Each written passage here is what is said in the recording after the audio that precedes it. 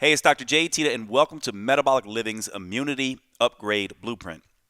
In today's lecture, we're going to be talking about metabolic speed versus flexibility, how exposing your metabolism to different conditions can be very useful, and an introduction into burning fat and building muscle at the same time. Now remember, the best defense is a strong immune system, and the best way to develop a strong immune system is to develop a strong, resilient, robust metabolism, because the metabolism is like the Energizer Bunny battery of the immune system and helps it do its job fighting microbes like viruses and bacteria.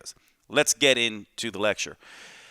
Most people think that they want to stimulate the metabolism, so they'll do all kinds of things to do that, taking fat burners, exposing themselves to cold temperatures and extremes and things like that. But the problem is you do not want a fast metabolism. You want a flexible metabolism. And the reason why you don't want to try to speed up metabolism is because when you do that, you almost always speed up hunger as a result. In past lectures, we talked about the idea that a full 75% of individuals who go on exercise regimes end up speeding up their metabolism, but speeding up their hunger as well, offsetting any calorie burn. We also talked about the idea that 25% of those people actually end up fatter as a result of trying to stimulate their metabolism. So you don't want a faster metabolism. That can be an issue because you can overcompensate with increased hunger. Anytime you try to speed up the metabolism, you have the risk of speeding up hunger and cravings as well. That's not what we want. So fast metabolism, no. But flexible metabolism, yes, we want a flexible metabolism. The thing to understand about the metabolism is it is adaptive and reactive and changeable. And you want it to be able to adapt and react to everything you do. You can think of the metabolism like a rubber band. You don't want an old, rusty rubber band, one that is frail, that is cold, and that breaks. You want a robust, strong, thick rubber band that is up for the job. That's what you want to be thinking about with your metabolism. So how do we develop a flexible metabolism? Well, one of the things that we can do that is beneficial is expose our metabolism to different realities. We can move to a mostly carbohydrate diet. We can move to a mostly fat diet. When we do this, eating mostly fat or mostly carbohydrates, we ramp up all the biochemical machinery and hormone machinery that helps the metabolism adapt to that reality.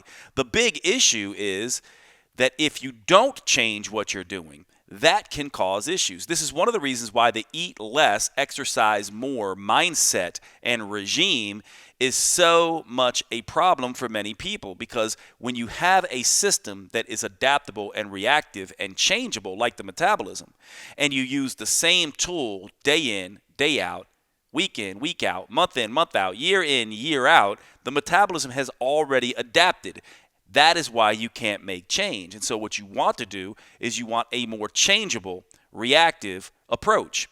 This is an approach that changes the macronutrients, adjusts protein intake and fat intake and carbohydrate intake perhaps, and adjusts intake and output, the amount of calories you're taking in versus the amount of calories you're putting out. In future lectures, we're going to talk about this in depth, but I want you to understand this idea of a fast metabolism versus a flexible metabolism. You want a flexible metabolism, not necessarily a fast metabolism. Another way to make the metabolism more flexible is to change the amount of meals you eat, the frequency at which you eat meals, and also instituting things like skipping meals and fasting and things like this. Now, again, I don't want you to get confused here. We here at Metabolic Living are all about using tools rather than protocols and procedures. It's not that fasting is good or bad. It's that using fasting on occasion for certain people can be useful in helping you maintain metabolic flexibility, as can eating more frequently. Neither one of these tools are good or bad, and hopefully you're starting to learn that this is all just useful information, tools in the toolbox, so to speak, versus a right way and a wrong way. But if you're going to develop metabolic flexibility, you want to learn to adjust the type of foods you eat, the timing of the foods you eat, the frequency of the meals you eat, etc.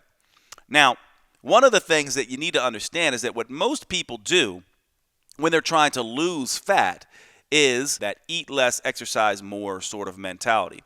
And what that does is that oftentimes we'll burn fat, but it ends up burning up muscle too in many people, creating a skinny fat type of appearance or just a skinny look, skinny and flabby. Now, on the other hand, there are people who decide, I'm just going to lift weights and eat lots of protein. And what happens to them is they end up gaining muscle under a layer of fat they never burn, and so they get more muscle fat. This is the typical approach, and what we want to do is we want to use an approach that actually develops the lean physique, where you actually can burn some fat and gain or maintain muscle at the same time. It's relatively easy to go to a skinny fat by using eat less, exercise more, and it's relatively easy to do a muscle fat where you're training with weights and just eating extra calories. This is much harder. To do this, to develop a lean physique, you want to develop metabolic flexibility, and you do that by changing up your metabolic reality, by taking calories and manipulating them dietary-wise and combining the context in which those calories are consumed exercise-wise. Now, again, in future lectures, we're going to cover that in depth. But the ultimate thing you want to understand for today's lecture is that stimulating the metabolism can stimulate hunger.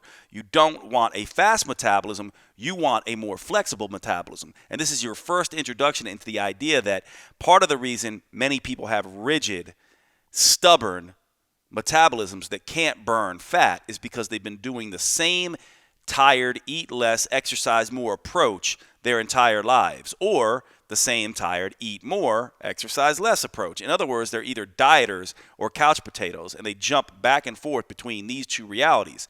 Well, a flexible metabolism helps you manage this and helps you realize that you need more tools than just that, which we will get to in future lectures. Thanks so much for watching today's lecture. It's still time to join and access all the material. All you have to do is go over to metabolicliving.com. We have free immune strengthening workouts, meal plans, and recipes there for all nutritional types. Whether you're a vegetarian, keto, vegan, paleo, you name it, we've got you covered. If you've enjoyed this, please share this with your friends and family. Don't forget to follow us at Metabolic Living on Facebook, YouTube, and Instagram. And don't forget, we're all in this together. It's all about boosting the metabolism, strengthening the immune system, and flattening this curve together. Thanks for being here. Hope you enjoyed the lecture. We will see you at the next session.